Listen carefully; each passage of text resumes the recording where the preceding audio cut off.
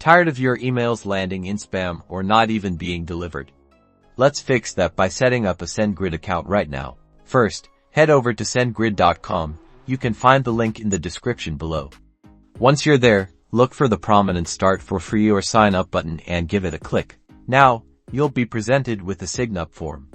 You can either create an account using your email address or quickly sign up with your Google account. Let's use the email option.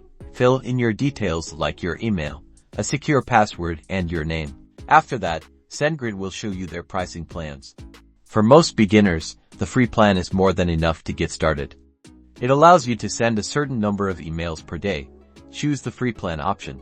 Next, tell Sendgrid a little about your business.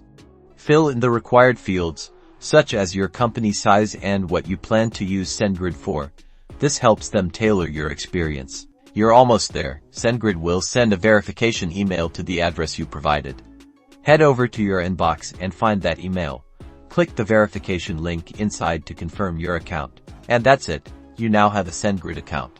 To improve deliverability, strongly consider setting up sender authentication in your account settings, and that will keep your emails out of spam folders. Now go send some emails.